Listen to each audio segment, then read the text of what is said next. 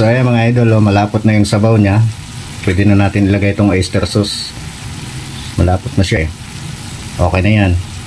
So ilagay na natin to. So ayan mga kapindot, nailagay ko ng oyster sauce. So haluin lang natin para kumalat or matunaw siya ng gusto or maluto yung oyster sauce para sumipsip dun sa mga laman-laman ng paa ng manok. Ayan. O, diba? Yun yung manimpla natin sa kanya para mas lalo pang lumapot yung sabaw at pampalasa na rin, dagdag pampalasa sa ating nilutong adobong paa ng manok. Yun, solid. Marami lang maubos na bahaw to. Ayan,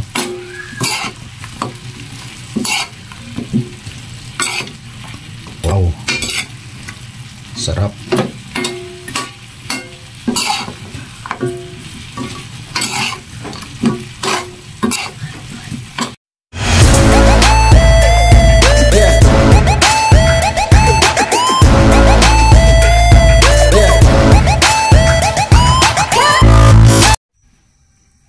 Yan, magandang tanghali sa ating lahat mga idol.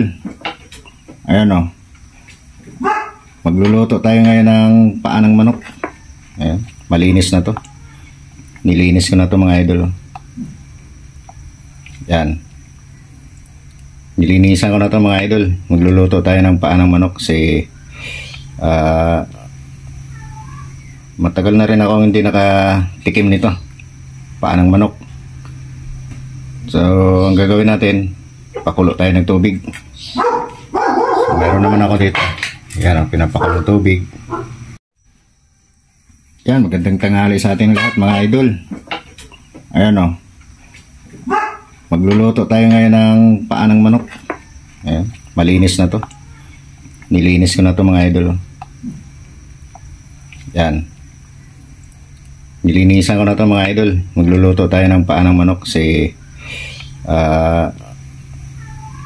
matagal na rin ako hindi nakatikim nito, paa ng manok. So ang gagawin natin, pakulo tayo ng tubig.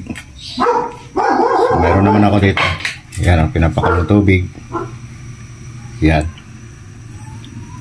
pakulo muna tayo.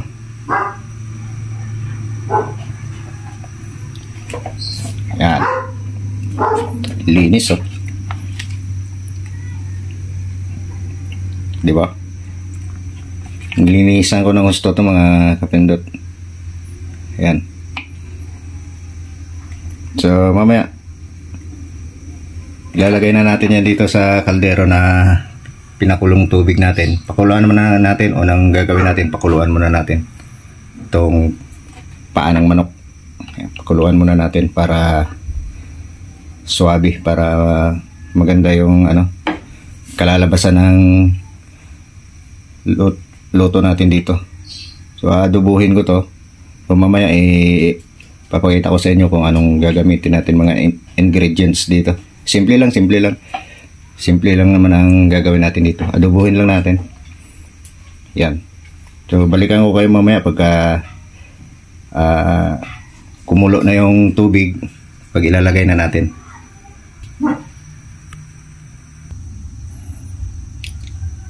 So ayan mga kapindot, maghiwa muna tayo ng sibuyas, panggisa natin. Sibuyas, luya at saka bawang. Adobohin natin paa ng manok. Tapos dito sa bawang, kahit mga dalawang yan, ganito. Kahit mga dalawa o di kaya tatlo na. Mag-iimbento lang ako ng ulam or luto. Pangpaalis ng amoy ito, itong luya.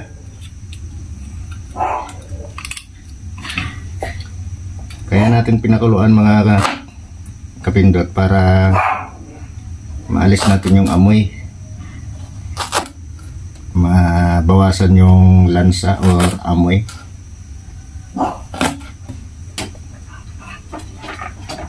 Okay na yan.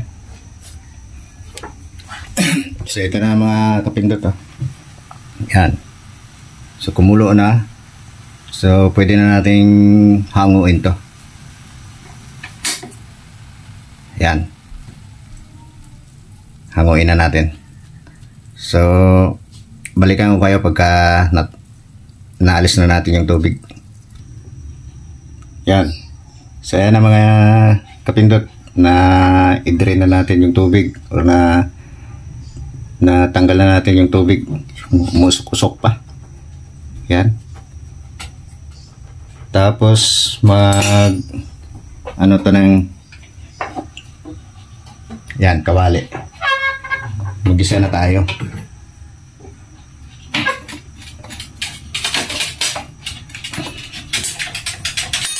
Lagay tayo ng mantika.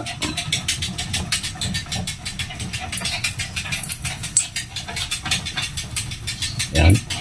Kunti lang. Yung sakto lang.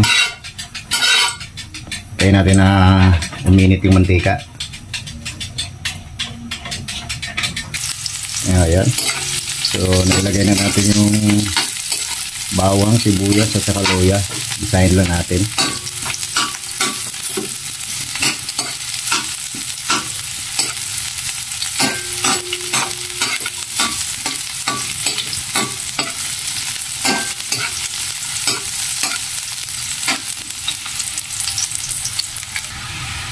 So ayan na mga kapindot, mga idol. So nalagyan ko na rin ng paminta at saka dahon ng laurel. Ito yung paminta na ginamit natin. Ayan. Paminta, laurel. Ayan. Itong laurel lang ginamit natin. Ayan. So ito na. Nilagyan ko na rin ito ng suka at saka tuyo para gumanda ang kulay, hindi siya maputla. Ayan.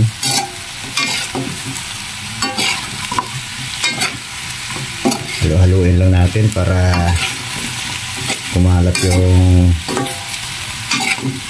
tawag nito, paminta.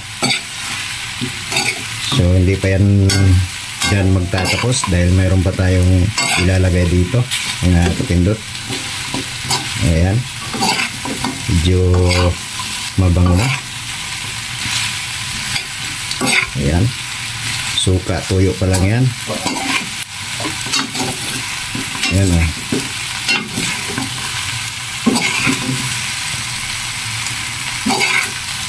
So mamaya lalagyan pa natin to, mayroon pa tayong lalagay na sauce. So mahina lang yung apoy nito mga kapindot para hindi siya matuyuan kaagad at hindi masunog. Ayan.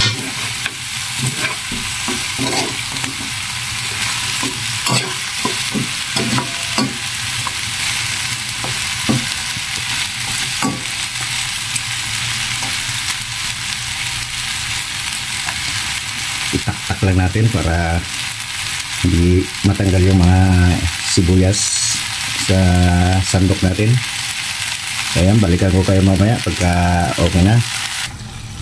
So ayan mga idol, no? Ayan. So kumukulo pa siya para lumambot ng gusto yung paa ng manok. Ayan. So pagka natuyo-tuyo na ito ng kaunti, lagyan na natin ng tuyo ulit. Lagyan natin ulit ng tuyo. So okay na yan. So pwede na lagyan natin ng tuyo at itong ilalagay natin, oyster sauce Mamacitas. Yan. So lagyan muna natin ng tuyo. Tuyo. So yan mga idol, oh. So, patuyuin lang natin ng kaunti, tapos ilagay na natin yung oyster sauce. Yan. So, kunti na lang yan. Matutuyo-tuyo na. Pag na kaunti na lang yung sabaw, saka natin ito ilalagay itong oyster sauce natin. Iyon, no? Pang timpla natin. Iyon. So, siguro naman masarap to. Hindi ko pa na tikman natin yung sabaw. Kasi may sabaw pa to eh. Ayan, no?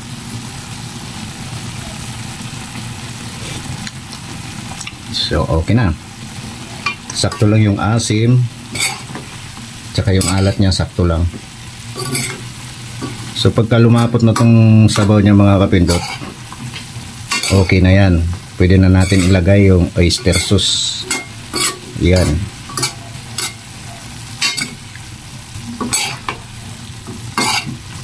Pangpulutan, pangulam, ularan tong paa ng manok.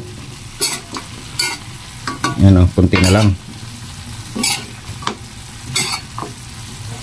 Kunti na lang yung sabaw niya. So, pero mga 5 minutes. 5 minutes mga idol. Ayos na yan. So, ayan mga idol, malapot na yung sabaw niya. Pwede na natin ilagay itong oyster sauce. Malapot na siya eh. Okay na yan. So, ilagay na natin to. So, ayan mga kapindot, nailagay ko ng oyster sauce. So, haluin lang natin para kumalat or matunaw siya ng gusto or maluto yung oyster sauce para sumipsip dun sa mga laman-laman ng paa ng manok. Ayan. O, diba? Yun yung manimpla natin sa kanya para mas lalo pang lumapot yung sabaw at pampalasa na rin, dagdag pampalasa sa ating nilutong adobong paa ng manok. Yun, solid. Marami nang maubos na bahaw to. Ayan,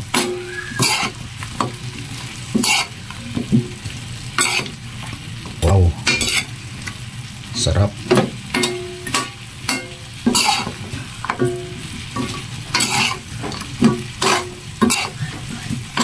Pampulutan na pangkain.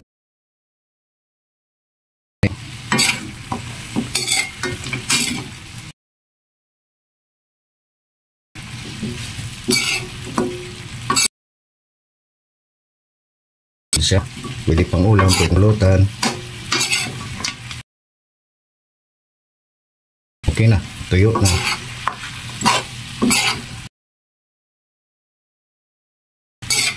Sarap. Simpleng luto, diba?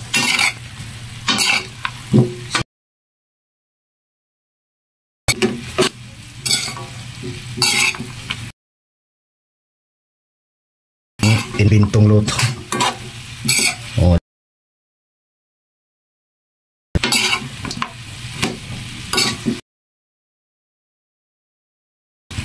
Ayos na. Ready to eat.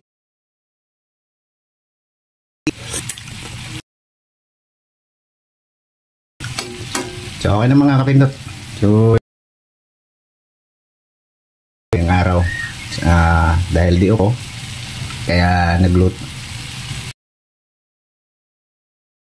yung araw. Yan, may pang-ulam na, may pang-pulutan. Ito ng adobong paa ng manok. So, sita, laurel, oyster sauce.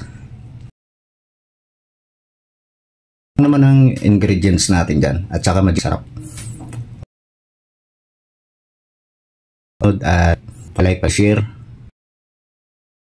para every time na may bago tayong upload na video, manotify kayong lahat.